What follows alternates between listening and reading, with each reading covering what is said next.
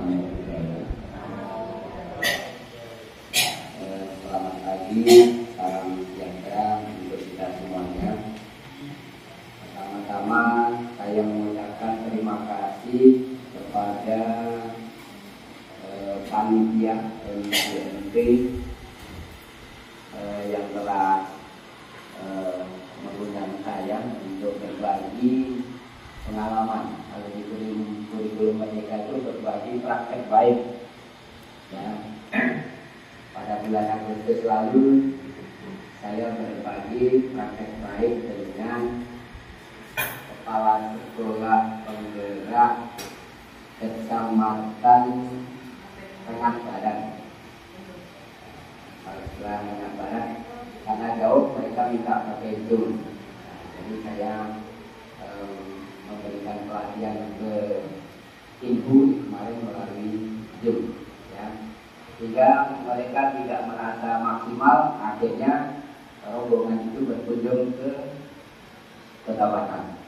Nah, pada tanggal 20 seminggu yang lalu 25 orang kepala sekolah berkunjung ke Kota Batam untuk melihat seperti apa praktek di lapangan tentang profil pelajar Pancasila.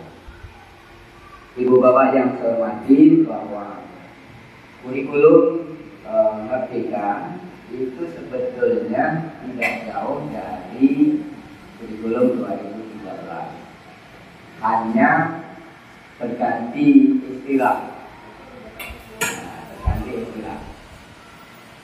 Saya contohkan istilahnya. Kalau dulu itu peserta didik itu kebutuhannya tidak sama, tetapi kita mengajarkan semua peserta didik harus sama kemampuan, sehingga tidak terkenang. Ya, tapi pertanyaan Pak Kemenak tadi bisa dijawab oleh kurikulum Merdeka ini. Sekarang ini kita sebagai guru mengajar sesuai dengan kebutuhan. Nah, gitu ya. Mengajar itu sesuai dengan kebutuhan. Nah, ibu bapak yang saya hormati, ya, sebelum lebih dalam lagi saya kenalkan dulu supaya nanti tambah kenal. Ya. Nama saya Marsudi, kelahiran Temanggung, Jawa Tengah. Saya bertugas di Pulau Batam tahun 1990.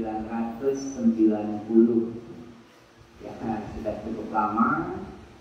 Saya kalau pendidikan agama, saya bernaung di Wihara Dharma Bakti Belakang Padang, Kota Batam.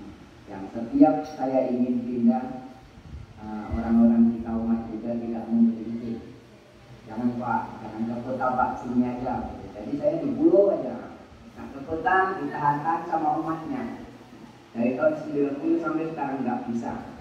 Kata umatnya nggak bisa Pak. Kita tidak mendarah mendaging Pak. Nah, gitu. Nggak bisa. Ya. Nah, sampai ujung-ujungnya ya mau tidak mau saya sambil belajar bahasa Tionghoa. Nah, kalau Tionghoa Bapak Ibu nanti kalau bahasa Tionghoa sama dengar sedikit-sedikit sama diucap. Tapi kalau saya nggak pandai. Yang agak beda sih. Nah, Bapak Ibu, saya kebetulan tahun 2021 mengikuti uji coba kepala sekolah penggerak, ya, se-Indonesia. Yang diseleksi itu 13.000 kepala sekolah, yang diambil hanya 2.500 kepala sekolah tahap pertama. Jadi saya mencoba mengikuti itu.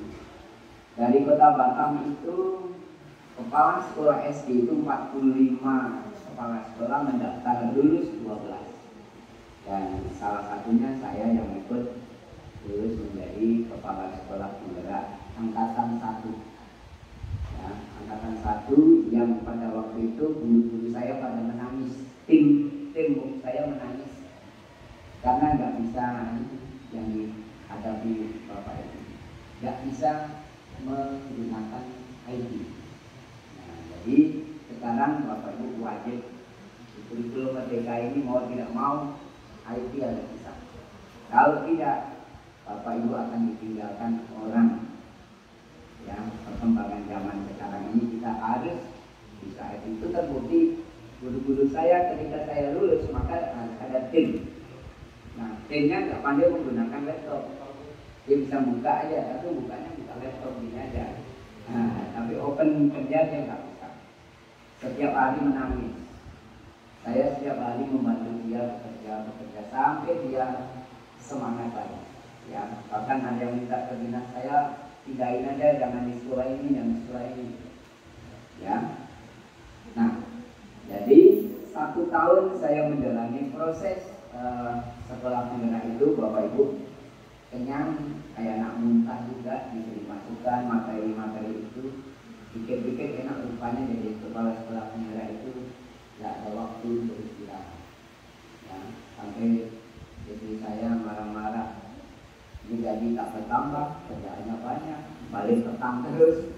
Nah, maklum, ya, walaupun saya dah tua, istri saya sekarang masih 30 tahun. Ya, saya 53. Jadi kadang-kadang emosi masih tinggi, masih agak muda. Saya dah tua, ya sudah. Kalau kena marah, ya masalah. Karena sudah mengajarkan kita tidak boleh melawan. Ya, hadapi dengan tindakan. Semangat terus. Akhirnya setelah 1 tahun menjalani IKM itu nanti prototipe, kemudian saya di pembekalan narasumber itu di tahun 2022 awal. Nah, oke, kayaknya kurang semangat ya. Ayo kita berdiri dulu. Ya, kita bermain kejap supaya otot kita agak kendor. Nah, ibu bapak mainannya begini. Kita bermain dengan Marina. Mungkin ada yang dari TK, kalau TK bisa ada mainannya Marina. Kalau Marina, saya sebut Marina, ibu bapak pegang ya. Marina menari di atas menari di atas menara, di atas menara. Marina menari lagi, menari Marina di atas menara. Kelihatan masih gini. Nah, ulangi. Lihat coba. Menari Marina di atas menara, di atas menara. Marina menari. Oke, kompak bisa serius. Ya, silakan duduk. Oke, terima kasih. Jadi tadi otot-otot yang tegang karena meledaknya Pak Kemenang, mungkin ya Bapak Ibu pegang, gitu ya. Sekarang sudah kendor. Kita mulai mempelajari kurikulum lanjutan. Ya, kemarin mungkin ada bisikan bahwa kalau pengertiannya mungkin sudah oke. Kurikulum merdeka itu apa? Tetapi bagaimana kita mengimplementasikan kurikulum merdeka sekolahnya? Ada tunjukannya sekolahnya? Oh, belum ada. Tidak, IKM berapa Bapak? IKM 1, IKM 2, IKM 3. Ya. Oh, nggak tahu. Harus tahu kita IKM berapa? Ya. Karena beda. Pak sudah IKM 1. Ada sudah IKM 2? Nggak ada. Apalagi IKM 3? Belum ya? Kalau di Kota Batam yang sudah mendaftar IKM itu 190 sekolah. 200 lagi belum mendaftar. 200 lagi belum mendaftar.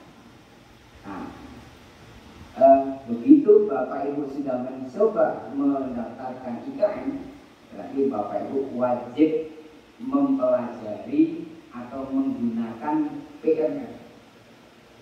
Ya, apa itu PMN? Platform Merdeka Mengajar. Tadi Pak Kadi sudah sampaikan. Provinsi Riau nomor 1, tapi dalam login. Ya kan? Lihat video belum, mengerjakan latihan belum, refleksi belum, aksi nyata belum. Berbeda dengan daerah kami di Kota Batam itu masih nomor 1 karena rata-rata sudah mengerjakan. Mulai dari nonton video, Bapak Ibu nggak usah pengen nonton video itu sambil duduk mau minum kopi, buka videonya sambil lihat, kalau sengaja kan nggak sempat, sambil duduk nonton, Bapak Ibu lihat itu PMN. Nah dari situ Bapak Ibu banyak pengalaman tentang ATP ada, tentang modul ada, tentang asesmen ada. Oke. Nah, apakah Bapak Ibu mau menggunakan kurikulum baru ini? Sekarang Bapak Ibu sudah melakukan asesmen awal, sudah belum? Bapak Ibu di kurikulum baru ini, Bapak Ibu sebelum pembelajaran dimulai wajib hukumnya melakukan asesmen awal, asesmen formatif ya. Asesmen awal itu dulu namanya asesmen diagnostik, tetapi sekarang tidak diperbolehkan menggunakan kata diagnostik karena murid-murid itu bukan pasien. Jadi gunakan penilaian awal, bukan diagnostik. Di penilaian awal ini nanti Bapak Ibu diwajibkan mengelompokkan siswa itu, mulai ini siswa saya yang low, ini siswa saya yang middle, ini siswa saya yang high. Kemampuan yang rendah, kemampuan sedang, kemampuan tinggi, Bapak Ibu gunakan asesmen awal. Untuk apa? Untuk memberikan pelajaran dia sesuai kebutuhannya. Ya, sesuai kebutuhannya. Karena sekarang kurikulum Merdeka tidak lagi memanfaatkan atau menggunakan KKM. Ya, Bapak Ibu kemarin pakai KKM kan? Tak cukup sekian Pak naik. Nah, di kurikulum Merdeka nanti yang digunakan KKTP, kriteria ketercapaian tujuan pembelajaran, bukan jadi patokan naik atau tidak. Begitu ya, ini yang paling dasar. Jadi nanti tahun ajaran baru, nggak sampai buat tahun ajaran baru, sekarang boleh juga Bapak Ibu melakukan tes awal ya, supaya kita mengetahui anak ini perlu pendekatan lebih banyak, anak ini tak perlu pendekatan karena sudah pintar, jadi pendekatannya kurang gitu ya. Jadi kalau di kurikulum 2013 Bapak Ibu ya, di kurikulum 2013 itu saya ibaratkan satu kelas itu ada tanaman kacang, ada tanaman padi, ada tanaman jambu. Anggaplah tanaman kacang ini anak yang kurang. Tingkat 13, Bapak Ibu menyamakan kacang ini sama dengan jagung. Tingkat 13, nggak bisa dengan jagung kamu tak naik. Kan begitu. Nah sekarang yang kacang dia tumbuh sesuai dengan kacangnya. Yang padi kita bina sesuai dengan tanaman padi. Yang jagung kita bina sesuai dengan tanaman jagung. Jadi predikat A jagung dengan predikat A kacang nilainya bisa berbeda, tetapi dia tetap ikut naik, tidak dipukul rata. Ya, paham ya? Kemarin dipukul rata, sekarang tidak. Tugas Bapak Ibu memberi pendekatan kepada anak yang kacang-kacang ini, banyak pendekatannya. Nah, sehingga nanti setelah lulus Anak itu sesuai kemauan Pak Kemenak tadi, ingat dengan gurunya, karena saya dibimbing benar-benar. Sekarang tak peduli memang anak itu, tak peduli. Nah, itu ya. Baik. Bapak Ibu sekalian, sekarang apa sih yang harus kita siapkan? Ini karena waktunya hanya satu hari, ya kita tak begitu padat ya. Materi ini kemarin saya sampaikan di Kabupaten Karimun, pesertanya 135 orang. Kali saya mengajar itu satu gedung nasional di Kabupaten Karimun itu penuh 135. 3 materi ini 3 hari Bapak Ibu dijadwalkan. Jadi mereka memang pulang sudah membawa hasil. Pulang itu sudah membawa hasil. Nah, ini mudah-mudahan nanti begitu juga membawa hasil, tapi tidak sepadat yang itu ya. Paling tidak Bapak Ibu bisa menyusun silabus atau APP ya. Kalau tahun 2013 Bapak Ibu kurikulum 2013 Bapak Ibu enak, sudah punya KI, sudah punya KD, tinggal menentukan indikator. Nah, sekarang nggak ada KI, ya, sekarang nggak ada KD, adanya capaian pembelajaran. Nah, bagaimana Bapak Ibu membuat KD-KD-nya? KD itu sekarang sudah diganti tujuan pembelajarannya. Bagaimana Bapak Ibu mau mengajar kalau tak tahu KD-KD-nya? Nah, ini yang hari ini akan kita pelajari, ya, namanya alur tujuan pembelajaran. Atau mungkin sudah ada yang tahu alur tujuan pembelajaran itu datangnya dari mana? Sudah ada yang tahu? Kalau ada yang tahu boleh cerita berbagai pengalaman. Belum?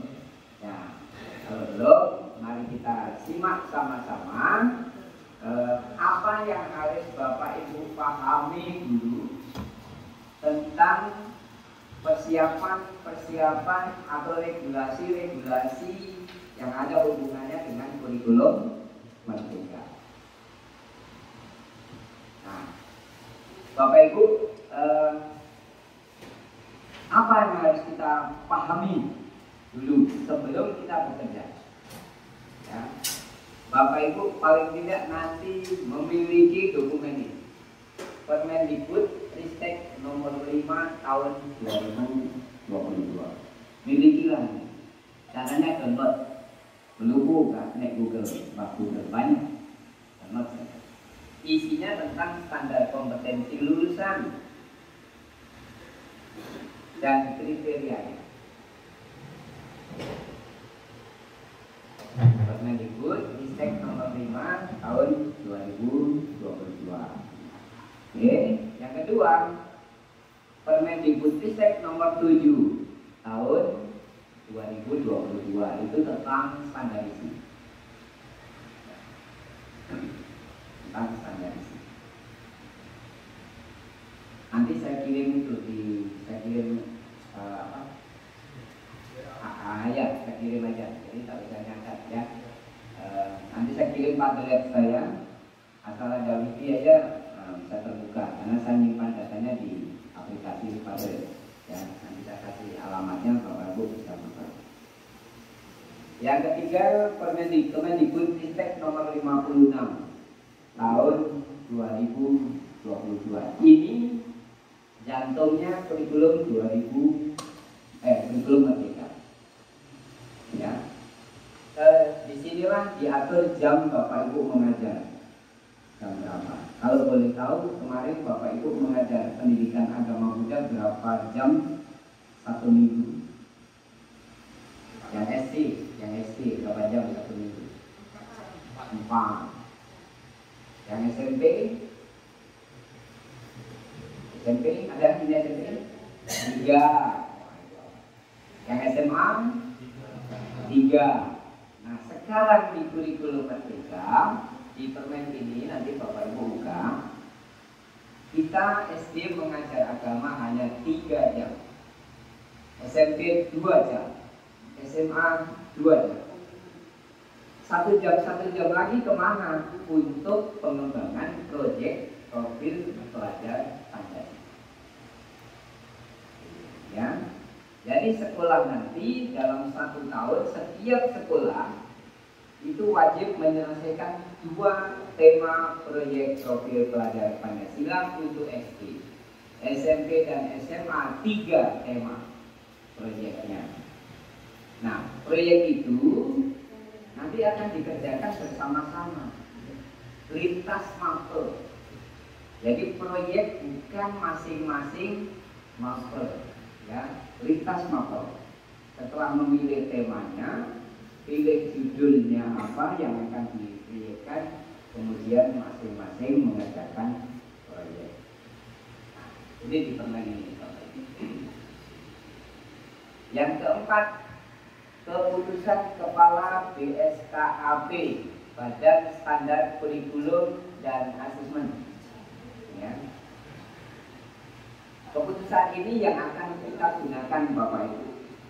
CP-CP-nya, capaian pembelajaran, yang dulu namanya KI, sekarang ini namanya, dulu namanya KI, sekarang namanya capaian pembelajaran. Capaian pembelajaran Ibu Bapak dapatkan dari mana? Dari keputusan BSKAP nomor 033.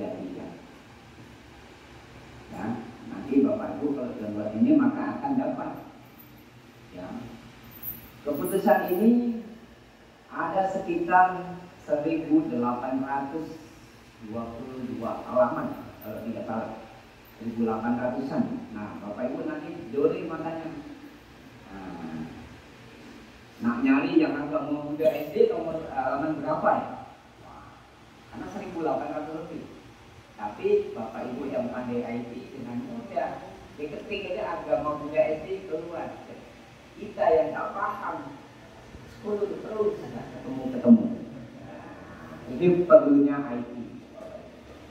Ya, saya sudah ada yang saya pisahkan, nanti bisa diambil dah, ada yang saya pisahkan. Nah, jadi ini capaian ini yang akan kita uraikan menjadi ATP, alur tujuan pembelajaran. Silabus, bahasa K13-nya silabus. Ya, kita akan uraikan di sini. Kalau dulu enak ada KI, KD, tinggal menentukan indikator. Kelasnya sudah jelas. Sekarang kelasnya tak jelas. Bapak Ibu di kurikulum Merdeka itu agak beda sih. Kalau kemarin di K13 itu kelas 1, kelas 2, kelas 3, kelas 4, kelas 5, kelas 7, 8, 9, 10, 11, 12. Sekarang di kurikulum Merdeka itu pakai fase A, fase B, fase C, fase D, fase E, fase F. Fase A untuk 1, 2, fase B 3, 4, fase C 5, 6, fase D SMP 7, 8, 9, fase E kelas 11 SMA 10, fase F 11 dan 12. Nanti yang akan masak Bapak Ibu SMP. Coba berapa orang SMP ini? 1. Nah, yang SMP ini nanti bekerjanya agak detail, karena 1 CP digunakan 3 tahun. 1 CP menguraikan materi kelas 7, kelas 8, kelas 9. Agak berat. Kalau SMA kelas 10 gampang, 1 kelas saja. 11-12 menguraikan 2 kelas. SD kelas 1, 2 menguraikan mana materi kelas 1, mana materi kelas 2. Bapak Ibu nanti yang memilah-milah. Ya, nanti kita praktek bersama walaupun tidak tuntas karena cuma sehari. Ya. Sehari minimal kita akan mengenal alur tujuan pembelajaran, modul ajar dan asesmen. Ya. Harinya tambah 1 profil pelajar Pancasila kalau ada waktu. Berikutnya keputusan Kepala BSKAP nomor 009. Ini tentang dimensi profil pelajar Pancasila. Terus tambah lagi tentang penilaian Permendikbud Ristek nomor 17 tahun 2022. Oke, lanjut. Nah, Bapak Ibu sekalian, memahami kewenangan pemerintah pusat dengan satuan pendidikan. Pemerintah pusat itu tugasnya apa di kurikulum Merdeka, Bapak Ibu? Pemerintah pusat itu tugasnya nih 1, 2, 3, 4. Kemendikbud itu menetapkan struktur kurikulum. Struktur kurikulum itu Bapak Ibu mengajar seperti berapa jam itu tugasnya pemerintah pusat. Kemudian menetapkan profil pelajar Pancasila. Ada 7 tema yang ditetapkan oleh pemerintah pusat yang harus diselesaikan dalam 3 tahun oleh satuan pendidikan. SD 2 tema 1 tahunnya, SMP SMA 3 tema 1 tahunnya. Kemudian menetapkan CP, capaian pembelajaran. Ya. Kemudian menetapkan prinsip pembelajaran dan asesmen. Prinsip-prinsip pembelajaran ini tugas dari pemerintah pusat. Lalu satuan pendidikan kewenangannya apa? Nah, sekolah ibu bapak tugasnya apa? Kalau pemerintah sudah menetapkan ini, maka setiap satuan pendidikan memiliki kewenangan menyusun visi, misi, dan tujuan sekolah. Nah, Bapak Ibu ketika menyusun dokumen 1, apakah kepala sekolah melibatkan Bapak Ibu? Jawab sendiri, jangan jawab sekarang. Jawab sendiri. Ketika sekolah menyusun dokumen 1, apakah Bapak Ibu terlibat? Atau cukup diberitahu ini dokumen 1 kita? Nah, tahu visi misinya sudah sesuai dengan kemauan kita bersama apa belum? Itu biasanya sih. Mudah-mudahan di daerah sini enggak semua terlibat. Ya. Lalu yang paling penting, para guru atau sekolah itu menjabarkan capaian pembelajaran ini, CP menjadi TP menjadi ATP. Itu tugas kita ya. Menjabarkan capaian pembelajaran itu menjadi tujuan pembelajaran. Kemudian dari tujuan pembelajaran itu jadikan alur tujuan pembelajaran. Tahapannya, paham ya tahapannya ya? CP, TP, ATP. Nah, jadi sekolah juga kebijakan sekolah terkait dengan kurikulum pembelajaran dan asesmen. Ya, oke. Bapak Ibu, capaian pembelajaran ini pentingnya ya. Capaian pembelajaran ini Bapak Ibu, pengertiannya, saya rasa Bapak Ibu sudah membaca. Capaian pembelajaran merupakan kompetensi pembelajaran yang harus dikuasai oleh peserta didik, dimulai dari PAUD sampai sekolah yang lebih tinggi. Oh iya. Nah, pemerintah hanya menetapkan tujuan per fase CP-nya dan waktu tempuhnya fase. Satuan pendidikan memiliki keleluasaan untuk menentukan strategi dan alur mencapainya. Ya, agar bisa menentukan strategi yang sesuai, kita perlu tahu titik awal keberangkatan para peserta didik. Artinya CP diselesaikan per fase. Nah, jadi nanti ibu bapak jangan sampai anak tinggal di kelas 1. Kelas 1 tinggal kelas, nggak masuk di rumus kurikulum Merdeka. Ya. Kelas 3 tinggal kelas, nggak masuk di rumus. Kenapa kelas 1 nggak boleh tinggal? Berdasarkan penjelasan saya tadi, kenapa kelas 1 nggak boleh tinggal? Bapak Ibu, kelas 1 SD. Jadi Pak, kelas 1 wajib naik ya Pak? Ya? Betul. 100. Karena fasenya memang belum selesai. Fase A itu kelas 1 sampai kelas 2. Nggak selesai di kelas 1, selesaikan di kelas 2. Itu fase. Anak kelas 3 tak naik. Kepala sekolahnya ditanya, kenapa tak naik? Kapan Ibu? Dia selesainya nanti kelas 4. Kelas 3 tak selesai, fasenya sampai kelas 4. Kelas 4, kelas 5 tidak selesai, fasenya di kelas 6. Jadi kelas 1, kelas 3, kelas 5 itu tidak boleh tidak naik Bapak Ibu. Karena dia satu fase penyelesaiannya. Bagaimana cara menyelesaikan guru berikutnya yang bertugas untuk menyelesaikan? Makanya timbul pertanyaan, Pak, kalau gitu kurikulum merdeka itu naik semua ya? Belum tentu. Tergantung dia rajin tidak sekolah. Absennya bagaimana? Gitu. Ya, tetapi kalau di kelas-kelas tersebut satu fase memang harus selesaikan. Jangan diponis tidak naik karena fasenya belum selesai. Gitu ya.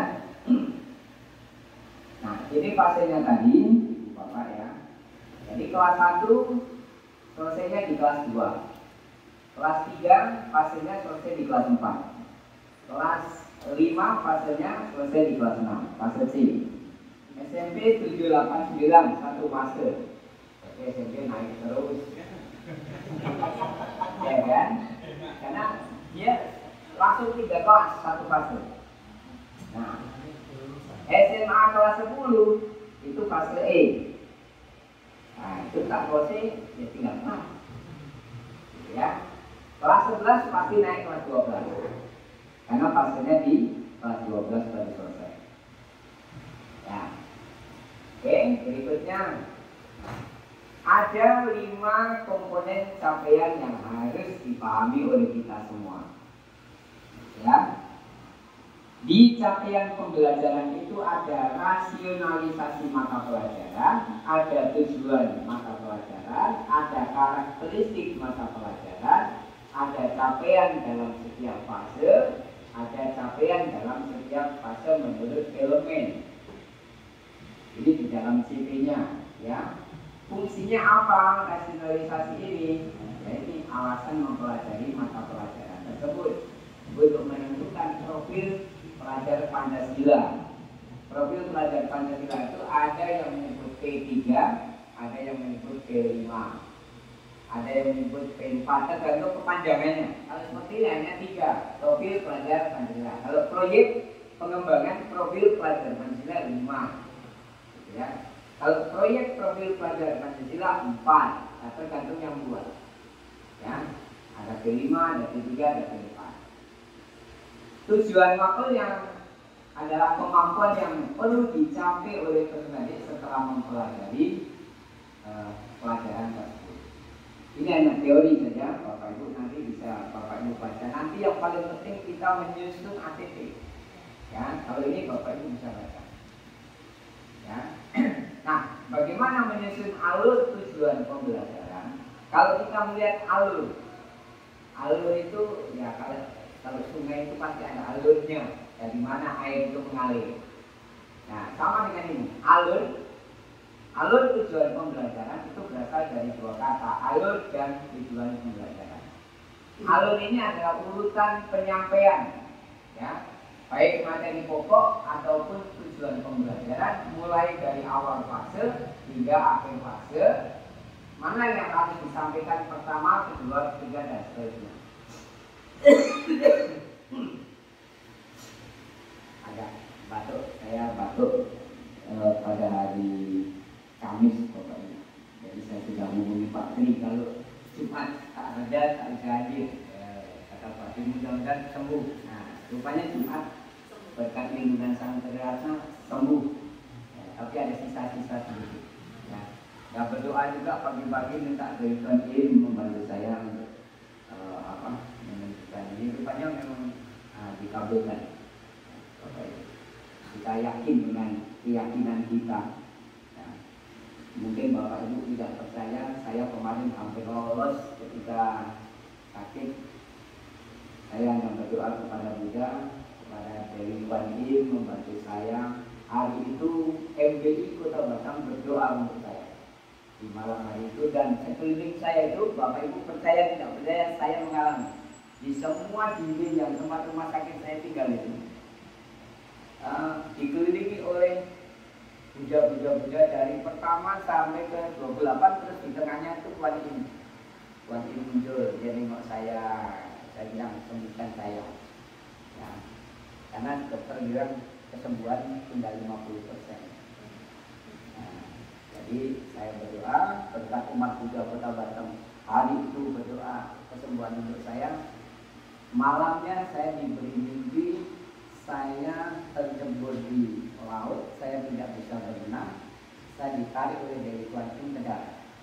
Nah itu saya saya sadar bahwa saya masih hidup gitu, ya. Nah itu keyakinan ya. Nah, itu mudah-mudahan selalu ada di dalam diri kita. Oke, berikutnya tujuan pembelajaran adalah deskripsi pencapaian 3 aspek kompetensi, yakni pengetahuan, keterampilan, sikap. Dulu di K13 kita menilai beda-beda. Ini nilai sikap, ini nilai pengetahuan, ini nilai keterampilan. Di kurikulum baru tergabung menjadi satu kembali, tidak terpisah-pisah, tidak terkotak-kotak. Karena nanti Bapak Ibu begitu sudah menerapkan kurikulum merdeka, maka semester 1 anak terima rapot intrakurikuler, semester 2 anak terima rapot intrakurikuler plus rapot profil pelajar Pancasila. Jadi semester 2 nya ada 2 rapot anak, rapot profil pelajar Pancasila dengan rapot intrakurikuler. Oke, sudah. Nah, ini K13 seperti ini Bapak Ibu. Ya, K13 Bapak Ibu punya KI, punya KD. Ini pengetahuan, ini keterampilan, kan gitu ya. Nah, sekarang penggantinya ini sudah diganti dalam bentuk ini. Nah, KI, KD yang Bapak Ibu pelajari kurikulum 2012 bentuknya seperti ini. Bapak Ibu dengan mudah untuk mengajar. Saya mengajarkan materi bilangan cacat misalnya, ya. Saya keterampilannya ini menyajikan bilangan cacat sampai 99, ya. Sekarang bentuknya sudah seperti ini. Bapak Ibu sulit mau mengajar apa sih bentuknya kayak ini. Nah, CP itu bentuknya gini Bapak Ibu. Ini elemen bilangan, ini aljabar, ya. Mohon maaf saya gunakannya tidak sempat mengganti yang tulis, ya, tapi sama saja ini. Nah, ini bentuk yang sekarang yang harus kita olah sekarang Bapak Ibu. Kemarin sangat mudah nih, yang ini sangat mudah. Kita tinggal pakai, oh ini ngajarnya tentang bilangan cacat, sudah tergambar. Nah kalau ini Bapak Ibu belum tergambar, ini yang akan kita coba menyusun materinya apa, kompetensinya apa di dalam ATP atau dulu silabus namanya. Sekarang pakai ATP, ya. Nah, ini modelnya. Ini untuk fase B, ini fase E, ya. Nah, Bapak Ibu ada 3 alternatif dalam menyusun tujuan pembelajaran. Ada 3 alternatif. Yang pertama, merumuskan tujuan pembelajaran secara langsung dari CP. Langsung dirumuskan tujuan pembelajaran. Ada merumuskan tujuan pembelajaran melalui analisis kompetensi dan lingkup materi atau konten. Dan yang ketiga, merumuskan tujuan pembelajaran lintas elemen. Ya, ini Bapak Ibu boleh memilih. Ya, tetapi yang akan saya coba ke Bapak Ibu nanti saya akan menggunakan yang kedua, menganalisis CP mengenai konten dan lingkup materinya. Begitu ya. Kalau ada yang kira-kira mau ditanya langsung aja, jangan menunggu nanti ya. Nanti Bapak Ibu lupa. Ada tanya langsung. Ya, silakan. Tadi saya langsung aja ya Pak ya. Langsung bertanya. Tadi kan Bapak sampaikan di semester 1 hanya dapat 1 rapor intrakurikuler, kemudian di semester 2 dapat yaitu intra dan proyek. Yang menjadi pertanyaan saya, mengapa tidak langsung di semester 1 juga dapat rapor proyek? Mengapa di semester 2 baru dapat rapor proyek? Oke, baik. Ya, diberikan 1 tahun 1 kali setelah menyelesaikan 2 tema. Ya, setelah menyelesaikan 2 tema baru diberikan rapor. Oke, ada lagi. Menyusun kriteria alur tujuan pembelajaran itu ada 3 Bapak Ibu. Ya, menggambarkan urutan pengembangan kompetensi yang harus dikuasai siswa. Jadi nanti Bapak Ibu kemungkinan pada saat menyusun ATP itu nggak urut, tetapi nanti pada ATP-nya harus Bapak Ibu urutkan mana yang harus diajarkan duluan, mana yang harus belakangan. ATP dalam satu fase menggambarkan cakupan dan tahapan pembelajaran linear, harus sesuai dengan urutan mudah sulitnya materi yang Bapak Ibu sampaikan. Kemudian ATP keseluruhan fase menggambarkan cakupan dan tahapan pembelajaran antar fase. Ya. Nah, jadi begini Bapak Ibu. Nanti dalam menyusun tujuan pembelajaran, ya, tujuan pembelajaran ini Bapak Ibu dapatkan dari CP, ya.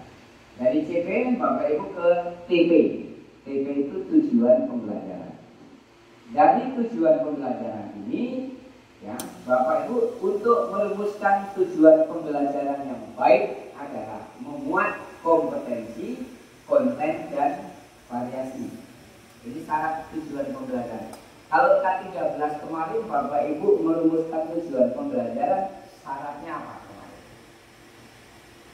Ada 4 kemarin syaratnya. Untuk K13 merumuskan tujuan pembelajaran di K13 itu ada 4 syaratnya. Ada yang ingat? Tujuan pembelajaran di K13 itu harus ada audiens, terus behavior, terus condition, degree. Itu rumus tujuan pembelajaran di kurikulum 2013. Di kurikulum Merdeka sekarang untuk tujuan pembelajaran harus memuat kompetensi konten. Harus ada kompetensinya, harus ada kontennya. Variasi bagaimana? Variasi boleh tidak dibuat. Ya, kalau dibuat lebih baik lagi. Ya, tetapi variasi di sini variasi boleh tidak dibuat, tidak diwajibkan. Nah, berikutnya untuk menyusun tujuan pembelajaran Bapak Ibu menggunakan kata kerja operasional, ya kan? KKO. Yang selama ini Bapak Ibu gunakan adalah KKO yang dirumuskan oleh siapa? Oleh Bloom, ya. Bloom revisi Anderson. Nah, di kurikulum Merdeka ini Bapak Ibu diberi kemerdekaan untuk menggunakan kata kerja operasionalnya. Ya. Boleh menggunakan taksonomi Bloom revisi Anderson dan Hartwell tahun 2001. Boleh menggunakan 6 aspek pemahaman yang dikembangkan oleh Tick dan Gill tahun 2005. Boleh menggunakan 6 level taksonomi Margano. Boleh digunakan salah satu, boleh dikolaborasi untuk menentukan kata kerja operasionalnya. Kalau misalnya wah di Bloom ini nggak dapat, cari di sini. Ini nggak dapat cari di sini. Ya. Pendidik diberikan keleluasaan dalam menggunakan rujukan teori ini. Bebas, Bapak Ibu mau gunakan yang mana. Oke, berikutnya. Ini contoh taksonomi Bloom. Ya, taksonomi Bloom ini Bapak Ibu kemarin menyusun pasti ada C1, C2, C3, C4, C5, C6. Tapi banyak kan Bapak Ibu C1, C2, C3 ya. C4-nya jarang. Harusnya menguasai beberapa kemampuan ini. Ini taksonomi. Kalau Bapak Ibu membuat tujuan pembelajaran harus menggunakan KKO, kata kerja operasional. Ini contoh yang taksonomi Bloom. Ya, ada C1, C2, C3, C4, C5, C6. Lalu 6 pemahaman ini penjelasan, interpretasi, aplikasi, perspektif, empati, pengenalan diri. Ya, nanti di copy saja. Berikutnya ini 6 level taksonomi Margano. Ya, silakan dipakai, jadi tidak terikat dengan taksonomi Bloom. Nah, ini yang paling penting Bapak Ibu. Dari sini ke belakang ini yang harus dikuasai oleh Bapak Ibu. Kalau tadi itu teori Bapak Ibu, baca paham. Nah, yang ini mulai dari sini yang harus dikuasai oleh Bapak Ibu. Sekarang bagaimana langkah kita menyusun ATP atau menyusun silabus? Nah, bahasa paling gampang ATP itu silabus. Yang pertama, Ibu Bapak pahami capaian pembelajaran. Capaian pembelajaran itu Bapak Ibu nanti download, baca, pahami betul-betul isinya tentang apa. Itu langkah yang pertama. Setelah Bapak Ibu memahami CP ini, kemudian langkah kedua, Bapak Ibu membuat analisis CP per elemen. Carilah kompetensi, konten, dan variasi. Maksimal kompetensi dan konten. Ya, nanti cari dulu kompetensinya apa dalam CP, kontennya apa.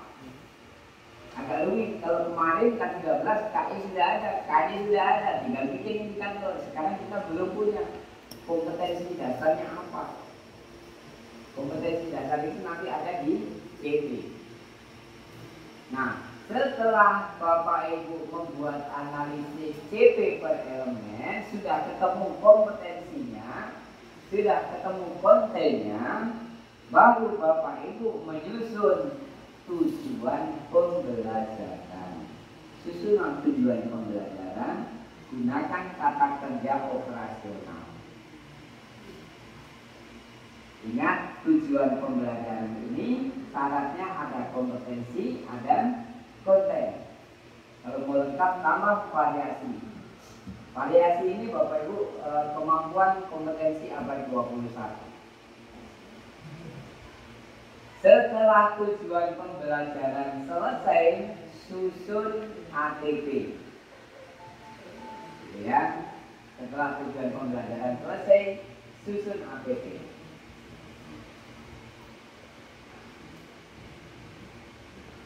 Ini saya contohkan SD ya. Nanti saya cobakan yang Buddhis, yang umum. Mana tahu Bapak ada yang ngajar kelas ya? Agama Buddha semua ya. Kalau gitu coba bukakan yang itu Pak, yang plus dulu itu. Di contoh ATP, di Padlet, buka Padlet. Ya, ini.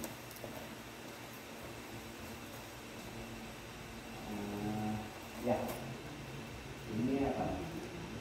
Kayaknya apa? SD ya? Coba klik. Klik aja.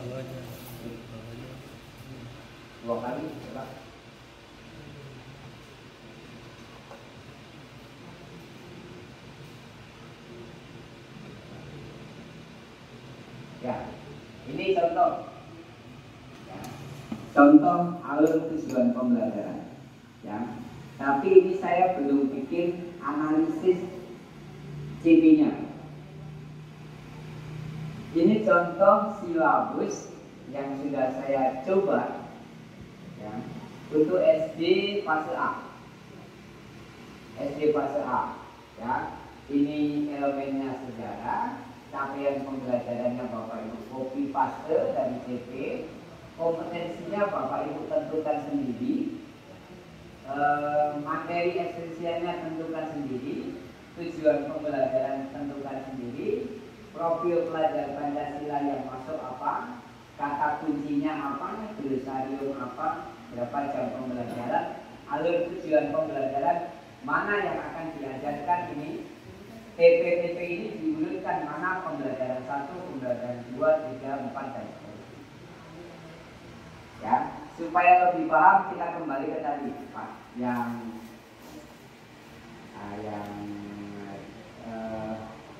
ini ke bawah.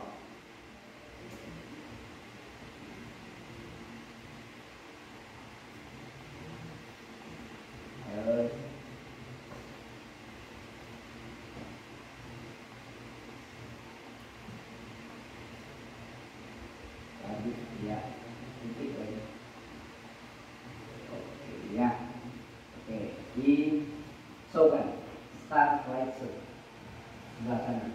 Ya, ya. Oh, kembali lagi. Sekarang saya akan mengajak Bapak Ibu menganalisis CP. Tapi ini kebetulan yang sudah saya buat yang umum, ya.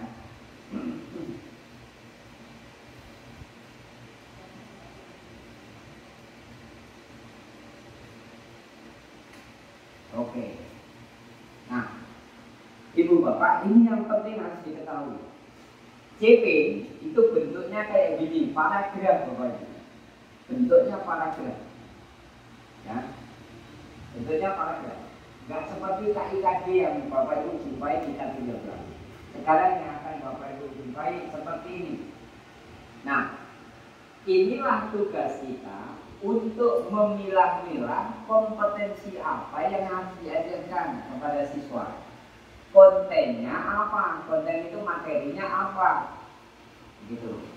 Yang saya warna merah ini adalah judul yang akan diajarkan, konten.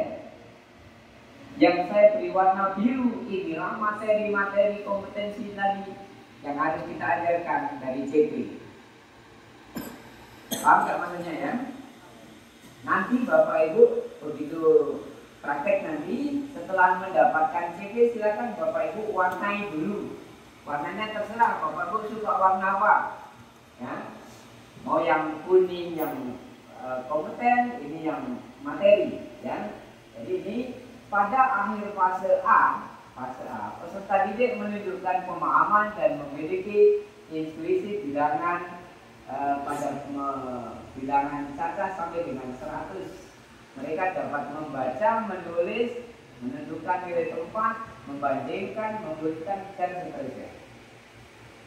Yang saya beri warna biru inilah kompetensi yang harus dikuasai oleh peserta didik. Materi yang akan diajarkan oleh Bapak Ibu ini. Ini kalau dulu kelas 1. Nah, ini Bapak Ibu harus diselesaikan dari kelas 1 sampai kelas 2. Gitu. Materi bilangan kata 1 sampai 100 harus dikuasai anak kelas 1 sampai kelas 2. Lalu gurunya harus bisa memilah, ini nanti materi kelas 1, ini nanti materi kelas 2. Harus bisa dipilah-pilah. Mana berat materinya atur oleh gurunya. Biasa di semester 2 itu waktunya pendek. Berarti di semester 1 kelas 1 dan semester 1 kelas 2 diperpanjang. Tidak terikat waktunya. Waktunya tidak terikat Bapak Ibu. Jadi yang penting 1 tahun selesai di kelas 1 dan kelas 2. Tidak terikat. Kalau kemarin terikat, oh ini semester 1, ini semester 2. Sekarang tidak terikat semester 1 maupun semester 2. Yang penting setelah akhir tahun materi ini selesai. Paham kira-kira Bapak Ibu? Nah, jadi nanti Bapak Ibu yang ngatur materi semester 1 Bapak Ibu sendiri. Yang ngatur semester 2 Bapak Ibu sendiri, merdeka sekarang Bapak Ibu. Tidak tertekan, ini wajib semester 1. Wah, Bapak Ibu nak ngajar materi, gusu-gusu ngajarnya. Nah, sekarang Bapak Ibu sendiri yang mengatur materi, mana semester 1, mana semester 2, mana kelas 1, mana kelas 2. Nah, ini diatur sendiri. Oke. Nah, ini langkah pertama tadi pahami CP. Ya, langkah pertama pahami CP. Langkah kedua setelah memahami CP, tentukan kompetensi dan konten. Nah, menentukannya pakai warna gini. Oh ini konten. Oh ini kompetensi. Yang warna biru, warna biru. Inilah nanti yang Bapak Ibu jadikan materi pembelajaran di kelas. Setelah selesai menentukan kompetensi dan konten, langkah selanjutnya membuat tujuan pembelajaran. Begini analisisnya. Ya. Jadi menganalisis capaian pembelajaran. Ya. Elemennya bilangan tadi sudah. Ya. Kemudian kompetensinya ini membaca, menulis, menentukan dan seterusnya. Kemudian materinya bilangan cacat. Lalu tujuannya ini 1.1, 1.1, 1.2, 1.3 dan seterusnya.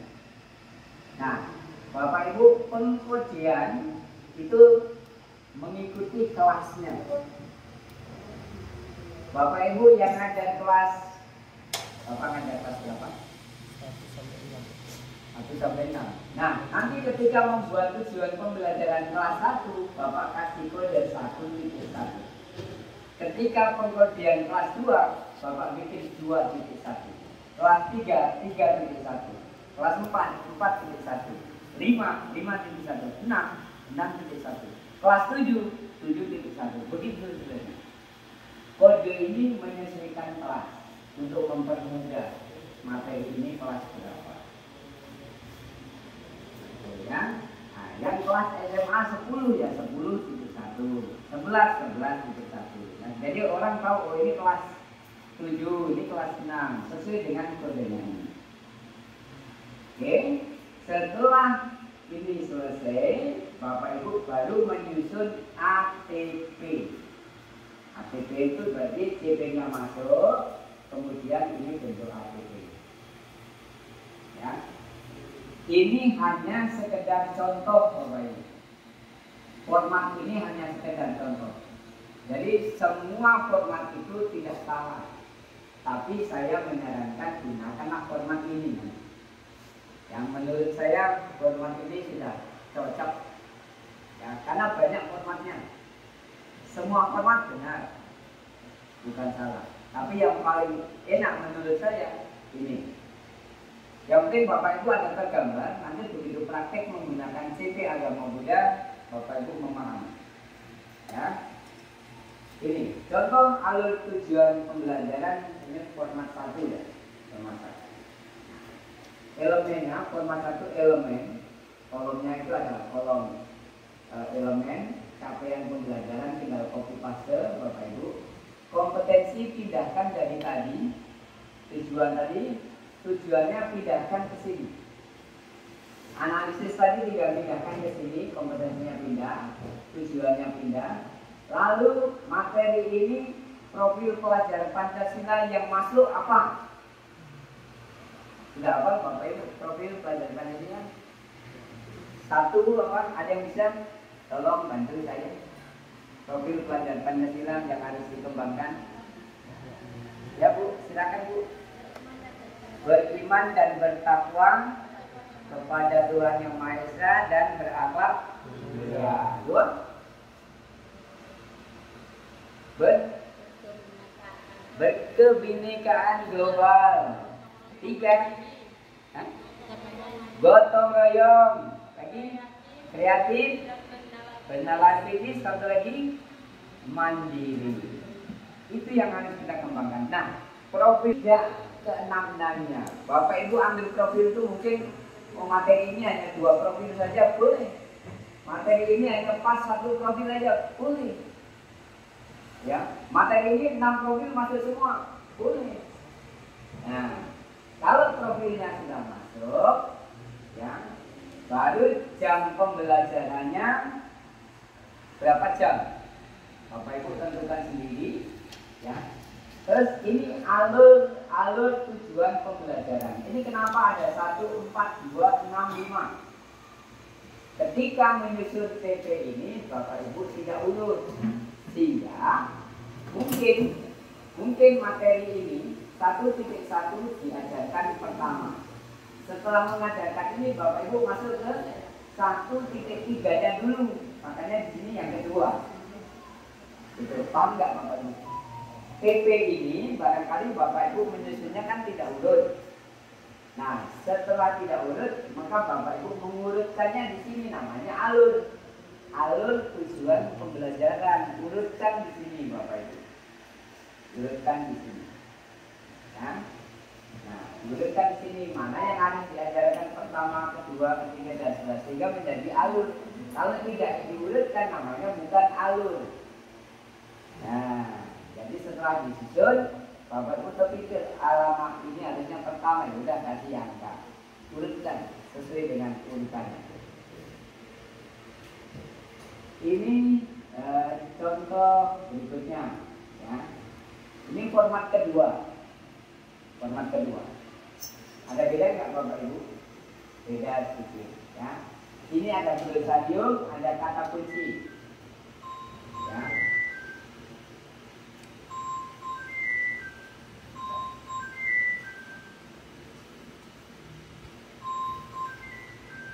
Oke, lanjut.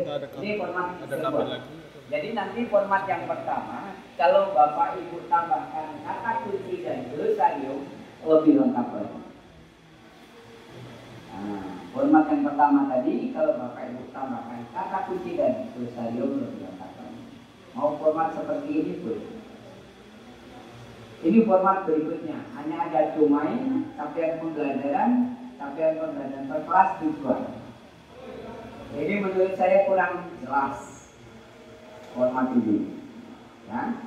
Ini format keempat. Wah, banyak formatnya, banyak Bapak Ibu. Tinggal Bapak Ibu cari yang lurus, yang lengkap. Nah, ini format, ada yang formatnya ke bawah, ya. Alur tujuan pembelajaran, jumlah jam, kata kunci, profil Pancasila, glosarium, ada yang ke bawah. Boleh, ya. Oke, sekarang Bapak coba bukakan contoh ATP yang agama muda. Buka sini Pak.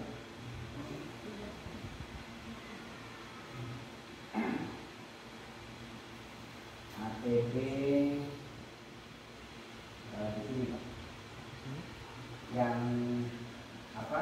Yang SMP atau apa? Yang fase J atau fase C? Di bawahnya tadi.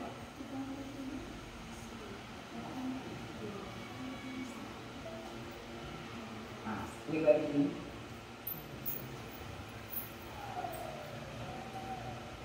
Oke, ke bawahnya. Ini tarik ke bawah. Ini yang ini. Ininya tarik ke bawah. Nah, tarik ke bawah. Nah, tadi yang fase ini SD, SD, fase D, fase E. Fase E mana dia? Nah, ini. Ya, ini Pak.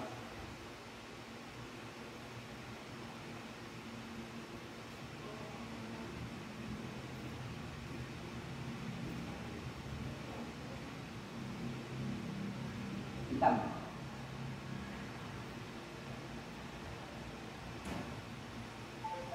Ya, ini contoh yang ada SMA ini, yang ada SMA. Contoh SMA. SMA fase E itu CP-nya hanya kayak gini ya begini. Pada akhir fase E, peserta didik menyimpulkan dan menunjukkan kesadaran sejarah penyiaran agama Buddha dengan membuktikan bahwa agama Buddha Indonesia yang beragam merupakan titik temu antara nilai-nilai agama Buddha dan kearifan lokal dan meneladani perjuangan pelaku sejarah. Kalau melihat ini, bingung nggak Bapak Ibu? Apa sih yang akan saya ajarkan ini? Gitu. Kalau kemarin enak sudah ada kaitan, sekarang bunyinya kayak gini. Apa yang akan Bapak Ibu ajarkan?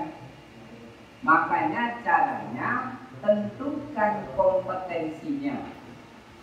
Nah, yang saya kasih warna biru ini kompetensinya. Kompetensinya untuk SMA kelas 10 adalah menyimpulkan dan menunjukkan kesadaran dari penyiaran agama Buddha.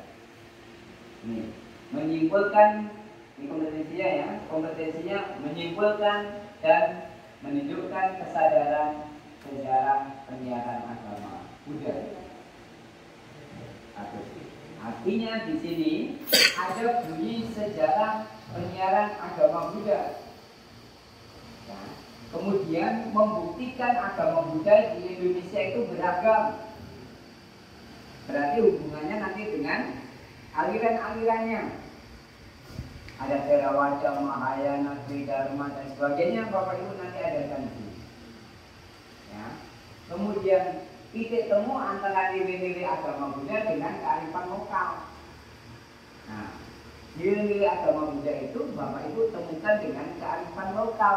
Kalau kita kearifan lokal kita di Kabupaten Kepulauan Meranti, nilai-nilai agama Buddha yang pas dengan kearifan lokal di Kabupaten Kepulauan Meranti apa? Yang Bapak Ibu ajarkan.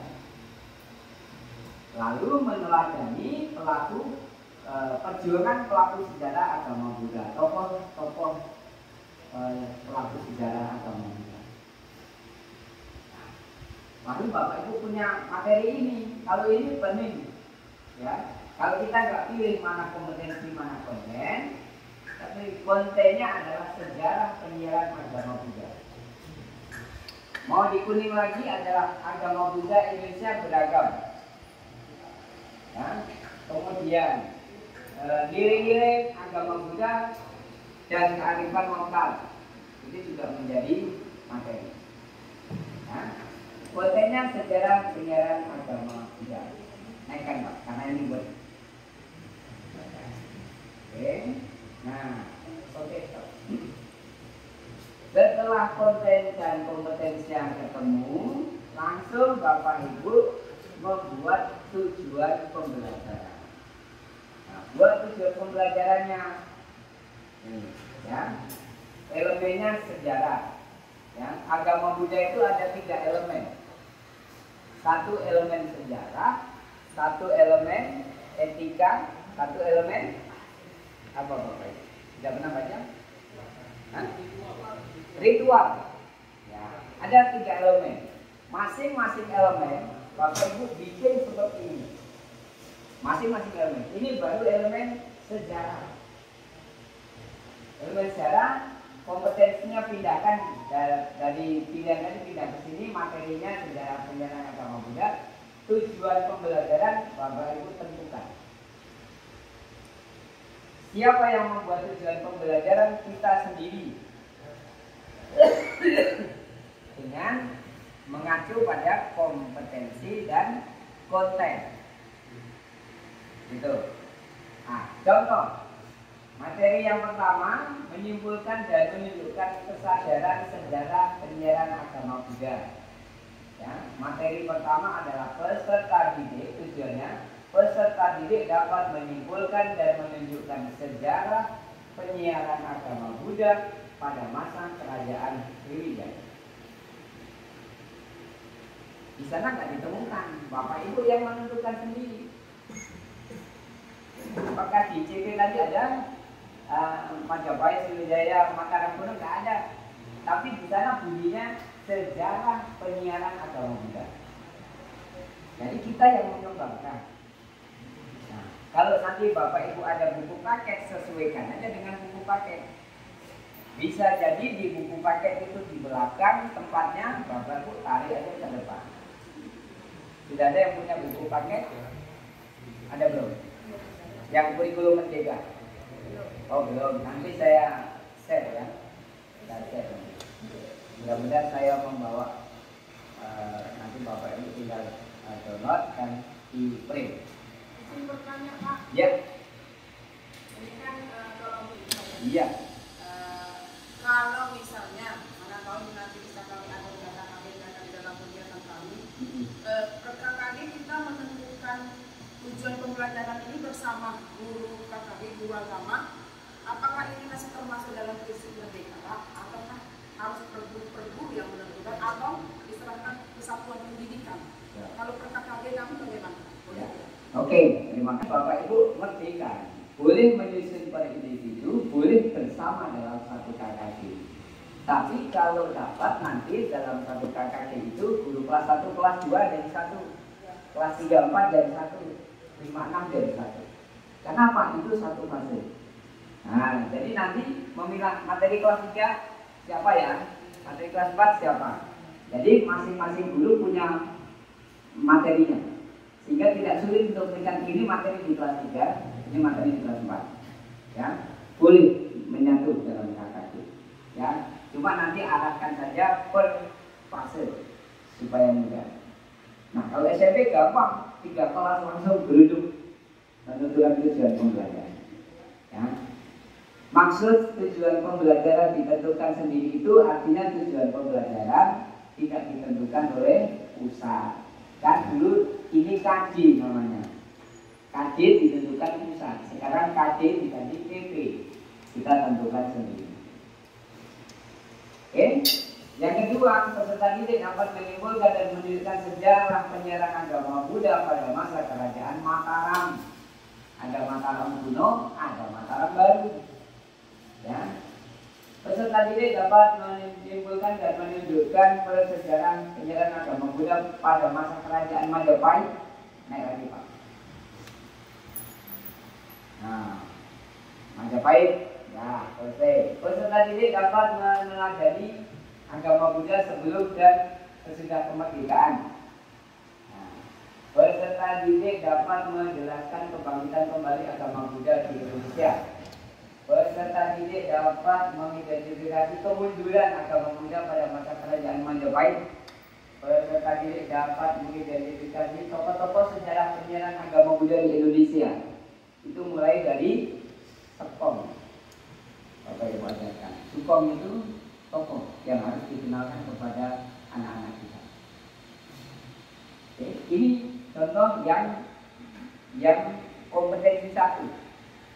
Ternyata dari sedikit CP itu, kalau Bapak Ibu mampu menguraikan dengan baik materinya berlebih. Itu tadi 7 tujuan pembelajaran berdasarkan sejarah penyiarannya. Sekarang kita tentukan materi baru membuktikan agama Buddha di Indonesia itu beragam. Judulnya Keberagaman Agama Buddha di Indonesia. Kita tentukan PP-nya. Peserta didik dapat mengidentifikasi aliran-aliran dalam agama Buddha. Ada Theravada, Tridharma, Mahayana, apa lagi? Maitreya, ada lagi? NSI, ya kan? Nichiren Sosu Indonesia. Nah, apa lagi? Ikwantong. Ikwantong itu kan sama dengan Maitreya? Iya. Sama nggak? Cuma Ikwantong itu aliran keras. Nah, Ikwantong itu dulu apa? Sangat putih di jalan. Bapak itu sudah baca ya Ikwantong. Ikwantong sama-sama Maitreya. Demikian terus disusun, kemudian titik temu antara nilai-nilai agama dengan kearifan lokal. Judulnya tentukan nilai-nilai Buddhis dan kearifan lokal. Peserta didik dapat mengidentifikasi nilai-nilai Buddhis hubungannya dengan kearifan lokal. Kalau Bapak Ibu nilai-nilai Buddhis, jangan Bapak Ibu hubungkan kearifan lokalnya dengan Guru Batam. Itu kearifan lokalnya dengan keperluan mengerti, berpas. Terus ya selesai ke bawah ini. Nah, ini kira-kira ATP-nya. Ini ATP-nya. Setelah analisisnya selesai, Bapak Ibu pindahkan menjadi alur tujuan pembelajaran. Ya. Elemen sejarah, CP-nya copy paste, kompetensinya copy paste dari depan tadi, materinya copy paste, tujuan pembelajarannya copy paste. Bapak Ibu rumuskan profil pelajar Pancasila yang pas apa. Hubungan dengan peserta didik dapat menunjukkan sejarah, berarti perlu mandiri ya, perlu kreatif misalnya. Jadi saya hanya mengangkat anak ini jiwanya mandiri dan kreatif. Lalu kata kuncinya apa? Sejarah penyiaran agama Buddha. Glosariumnya apa? Sejarah penyiaran agama Buddha itu sejarah adalah peristiwa atau kejadian pada masa yang atau yang dipelajari dan diselidiki untuk menjadi acuan kehidupan berikutnya. Glosarium ini sebetulnya sama dengan kamus, Bapak Ibu. Kamus. Ya. Lalu misalnya saya akan mengajarkan materi ini 8 JP, 8 jam pembelajaran. Materi ini nanti saya akan ajarkan di urutan kedua. Saya akan mengajarkan ini di urutan kedua. ATP-nya saya tulis 2. Nanti saya tidak mengajarkan ini di urutan pertama, tapi saya ajarkan ini di urutan kedua. Paham kira-kira Bapak Ibu ya? Nah, kalau belum paham tanya aja. Terus yang kedua, terus. Nah, oke, betul. Lalu keberagaman agama Buddha di Indonesia. Ya, ini judulnya, ini tujuan pembelajarannya copy paste. Keberagaman itu berarti akan saya masukkan profil pelajar Pancasila, peserta didik dapat mengidentifikasi profil pelajar Pancasila kebinekaan global. Kenapa kebinekaan global? Karena keberagaman saling menghargai perbedaan. Nah, itu berarti saya akan mengajarkan di dalam tim siswa itu kebinekaan global.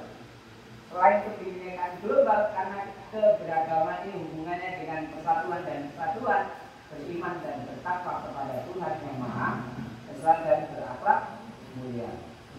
Namanya keberagaman, tapi saya akan mengajarkan kegotong royongan.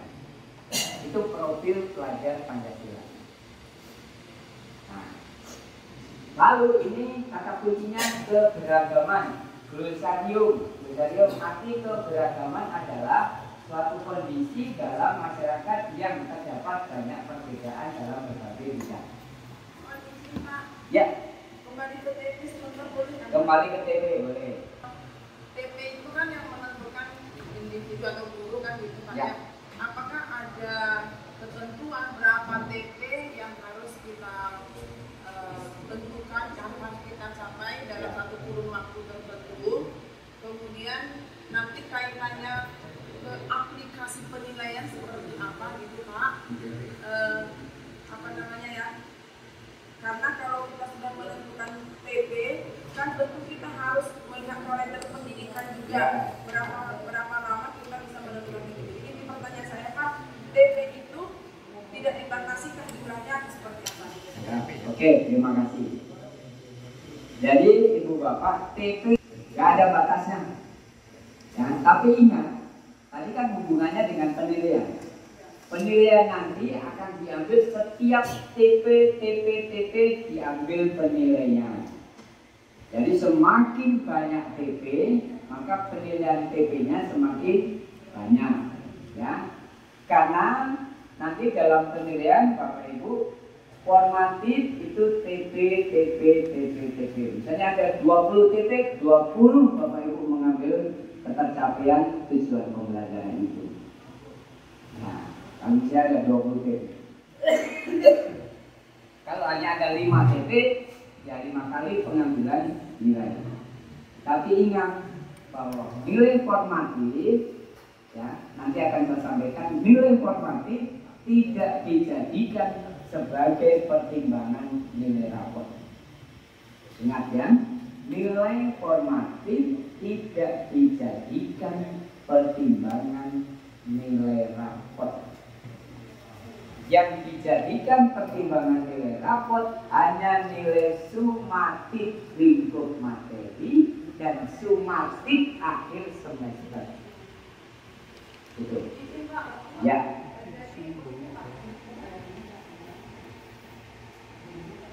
Silakan. Kan nilai formatif itu mohon izin Pak, mohon nanti bimbingannya kalau saya silakan Pak. Ya. Formatif itu kan berarti penilaian yang bisa dilaksanakan di akhir pembelajaran atau di akhir satu kompetensi dasar. Dua kompetensi dasar lagi ya Pak ya. Kalau sumatif kan di satu periode ditentukan misalnya PTS dan PAS kan gitu Pak ya. Kalau untuk TP sebenarnya nilai angka yang kita masukkan itu apakah nilai ulangan hariannya, berbentuk ulangan harian atau latihan-latihan soal? Oke, sumatif. Ya, masuk sumatif. Nilai formatif itu setelah Bapak Ibu mengajarkan satu TP selesai, Bapak Ibu ujikan kepada siswa. Nah, setelah diujikan, ternyata anak-anak ini nilainya rendah. Jangan Bapak Ibu simpan untuk rapor, nggak ada hubungannya dengan rapor. Nilai itu gunanya untuk umpan balik kepada kita. Apakah kita mengajar sudah benar? Itu fungsinya. Apakah kita mengajar sudah benar? Kenapa nilai anak rendah? Untuk umpan balik kita. Jadi nggak ada nanti dijadikan pertimbangan nilai rapor, gitu ya, sebagai koreksi kita nilai formatif itu, ya, jangan dijadikan pertimbangan nilai rapor. Nanti pun nilai itu terpisah. Memang nanti Bapak Ibu akan mengambil nilainya itu, tapi nilai itu akan ditinggalkan, tidak dijadikan pertimbangan nilai rapor, dijadikan sebagai foto diri kita. Sejauh mana kita mengajar? Kenapa nilai anak rendah? Sudah benarkah kita mengajar? Begitu. Itu formatif, fungsinya seperti itu. Jadi formatif itu bukan dilakukan setelah akhir pembelajaran. Ya. Formatif dilakukan di awal pembelajaran. Itu namanya diagnostik. Kemudian di proses pembelajaran. Gitu ya. Proses pembelajaran inilah yang menentukan ibu bapak akan mengganti model pembelajaran karena anak-anak nilainya rendah tadi. Saya tadi mengajar menggunakan inquiry learning misalnya. Oh ternyata anak-anak nilainya rendah. Kita feedback ke anak-anak, cara ibu mengajar tadi menurut kamu enak gak? Susah gak? Susah bu, tak enak bu. Kita ganti pembelajarannya. Itulah fungsinya formatif, untuk mengecek kembali apakah pembelajaran yang kita lakukan sudah benar atau tidak. Ya, ada lagi. Jadi itu nilai harian itu PH dulu ya. PH penilaian harian itu masuk sumatif. PH assessment sekarang namanya. PTS itu namanya sumatif tengah semester. PAS itu sumatif akhir semester. Nah, ya. Nanti yang akan ibu bapak jadikan nilai adalah sumatif lingkup materi, sumatif akhir semester. Itu yang dijadikan pertimbangan nilai rapor. Lingkup materi itu misalnya Bapak Ibu mengajarkan sejarah perkembangan agama Buddha misalnya. Bapak Ibu sudah selesai mengajarkan materi Kerajaan Majapahit, Sriwijaya, Mataram kuno. Adakan pemilihan sumatif lingkup materi namanya. Nah, nanti satu semester akan diadakan ujian sumatif akhir semester. Nah, jadi sumatif itu bisa dari beberapa sub diajukan penilaian. Ada misalnya satu tema, Bapak Ibu ngambil penilaian 2 kali lingkup materi. Sub 1, sub 2 karena padat banyak, saya adakan sumatif dulu boleh. 3, 4 sumatif berikutnya boleh. Gitu. Nanti di rata-rata sumatif 1, sumatif 2 jadikan 1. Itu boleh. Ada lagi? Pertanyaannya silakan. Kalau tidak ada kita mau praktek. Kalau nggak praktek kita nggak paham. Ya. Ada pertanyaan? Kira-kira urutannya paham nggak? Kira-kira. Saya ingatkan urutan yang pertama kita pahami capaian pembelajaran. Setelah capaian pembelajaran itu dipahami, dibaca dengan baik, baru kita pilah-pilah dalam capaian pembelajaran itu mana kompetensi, mana konten. Supaya tidak bingung kasih warna di CP-nya. Oh ini kompetensinya ini, kontennya ini. Ketemu konten dan kompetensinya, baru rumuskan tujuan pembelajaran. Ya, ingat rumusan pembelajaran harus ada konten, harus ada kompetensi. Setelah selesai menentukan TP, baru menyusun ATP. Oke, paham? Alhamdulillah. Ya, insya Allah. Oke, kalau begitu mari kita coba Bapak Ibu. Karena ini waktunya yang sangat pendek, maka kita sampel saja. Sampel itu misalnya ada SD 1, ada SMP 1, ada SMA 1. Itu aja. Jadi nanti yang tampil 3 orang aja. Ya, kelompok. Ya, kelompok. SD 1 kelompok, SMP 1 kelompok, SMA 1 kelompok. Nanti bicaranya satu-satu. Selesai harus presentasi supaya kelihatan teman-temannya bisa melihat. Oke, kira-kira.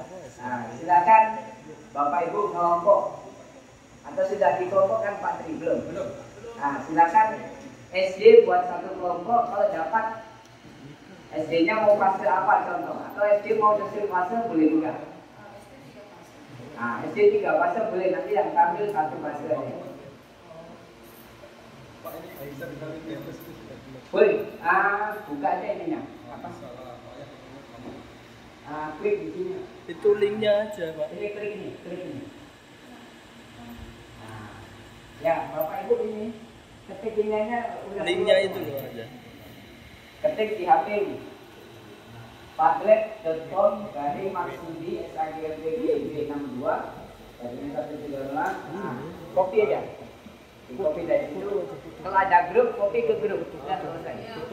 Ya. Kopi ke grup. Foto aja foto. Biar Netflixin. Foto aja foto. Jelas. Nah, share.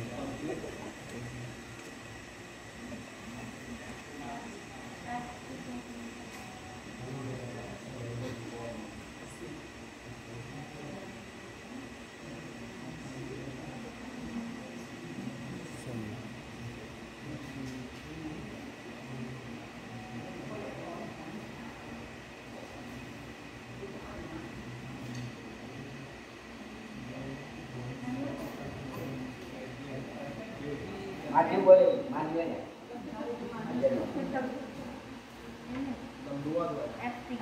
Ya, ini 62. 62 garis miring 139. Apa itu? MRM. M9 DW. Coba di disorot hitam biar nampak, Pak. Di blok ini biar nampak. Ini yang di blok. Nah, gitu.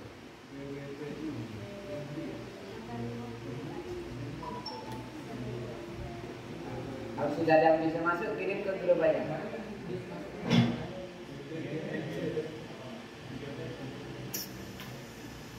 Kalau nyimpan di sini nggak dimakan virus, lebih aman. Sudah masuk, Bu? Ya. Kirim ke kawan-kawannya yang sudah boleh masuk.